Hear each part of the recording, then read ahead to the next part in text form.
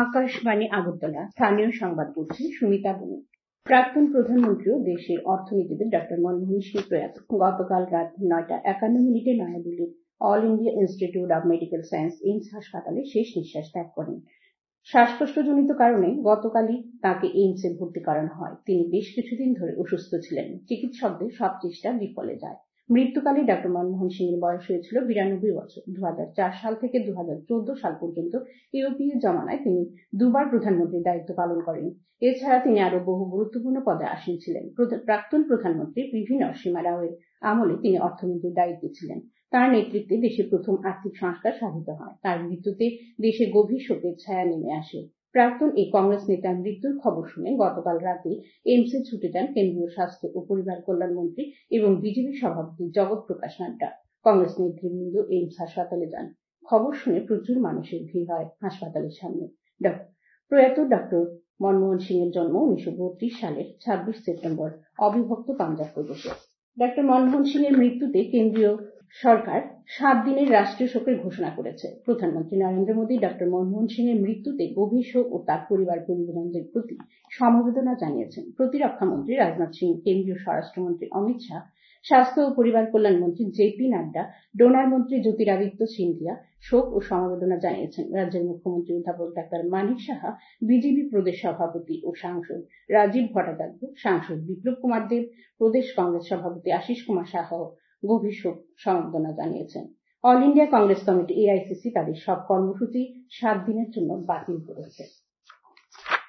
শ্রী শ্রী মহানামব্রত ব্রহ্মচারীর 121তম শুভ আবির্ভাব উপলক্ষে গতকাল শ্রী শ্রী মহানাম অঙ্গন আশ্রমে শীতবস্ত্র বিতরণ অনুষ্ঠানে প্রধান অতিথি হিসেবে উপস্থিত ছিলেন রাজ্যের মুখ্যমন্ত্রী অধ্যাপক ডাক্তার মানিক সাহা। তিনি আশ্রমের বিভিন্ন সামাজিক কাজের প্রশংসা করে বলেন, বিভিন্ন অসামাজিক কাজ থেকে বিরত থেকে সামাজিক কাজে নিজেকে নিয়োজিত করতে পারলে মানব ধর্ম পালনের সার্থকতা আসে। অনুষ্ঠানে উপস্থিত ছিলেন আগরতলা পুর নিগমের মেয়র দীপক মজুমদার, নিগমের কর্পোরেটর রত্না দত্ত সহ অন্যান্যরা। গতকাল শতাধিক দুস্থদের মধ্যে শীতবস্ত্র তুলে দেন মুখ্যমন্ত্রী সহ আমন্ত্রিত অতিথিরা।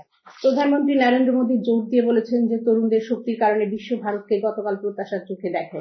গতকাল নতুন দিল্লিতে ভারত মণ্ডপে বীর বাল দিবসের অনুষ্ঠানে ভাষণে প্রধানমন্ত্রী বলেন, সরকারের নীতিতে সবচেয়ে বেশি আলোকপাত করা হয় তরুণদের ক্ষমতায়নে। তিনি বলেন যে সমস্ত নীতি, স্টার্টআপ ইকোসিস্টেম, স্পেস ইকোনমি, খেলাধুলা, উৎপাদন শিল্প, দক্ষতা উন্নয়ন বা ইন্টার্নশিপ প্রকল্পগুলির লক্ষ্য যুবকেন্দ্রিক এবং সেগুলি তরুণদের উপকার করার জন্য। তিনি বলেন যে ছোটদের মধ্যে উদ্ভাবনকে উৎসাহিত করতে 10,000-এরও বেশি অটল টিংকারিং ল্যাব স্থাপন করা হয়েছে। প্রধানমন্ত্রী মোদী 1 লক্ষ যুবককে রাজনীতিতে আনার বিষয়টি উল্লেখ করে বলেন, এই উদ্যোগটি পরবর্তী 25 বছরের জন্য অত্যন্ত গুরুত্বপূর্ণ এবং একটি নতুন প্রজন্মকে রাজনীতিতে আনতে তরুণদের এই প্রচারণার অংশ হবার আহ্বান জানান তিনি। শিখদের 10ম গুরু গোবিন্দ সিং এর শিশু সন্তান সাহেবজাদা জোরওয়ার সিং এবং ফতেহ সিং মুঘলদের সঙ্গে যুদ্ধে বীরের মতো শহীদ হওয়ার স্মরণে গতকাল বীর বাল দিবস পালন করা হচ্ছে। কেন্দ্র সরকার এই বছরের 9 জানুয়ারি এই দিবসে পালন করার কথা ঘোষণা করে। বিজেপি রাজ্য সদর দপ্তরে এই উপলক্ষে আয়োজিত অনুষ্ঠানে 2 যোদ্ধার প্রতিকৃতিতে পুষ্পার্ঘ্য অর্পণ করেন বিজেপি দলের রাজ্য সাধারণ সম্পাদক ভগবান দাস। তপশিলি জাতি কল্যাণ ও প্রাণী সম্পদ বিকাশ ও মৎস্য দপ্তরের মন্ত্রী সুধাংশু দাসের পৌরোহিত্যে গতকাল পশ্চিম ত্রিপুরা জেলা শাসকের কার্যালয়ে পশ্চিম জেলা ভিত্তিক একটি পর্যালোচনা বৈঠক অনুষ্ঠিত হয়। বৈঠকে উপস্থিত ছিলেন পশ্চিম ত্রিপুরা জেলার জেলা শাসক তথা সমাহর্তা ডাক্তার বিশাল কুমার, আগরতলা পুর নিগমের মেয়র তথা বিধায়ক দীপক মজুমদার, বিধায়ক রতন চক্রবর্তী, বিধায়িকা মীনারানী সরকার, পশ্চিম ত্রিপুরা জেলা পরিষদের সভাধিপতি বলাই গোস্বামী সহ অন্যান্য আধিকারিকগণ।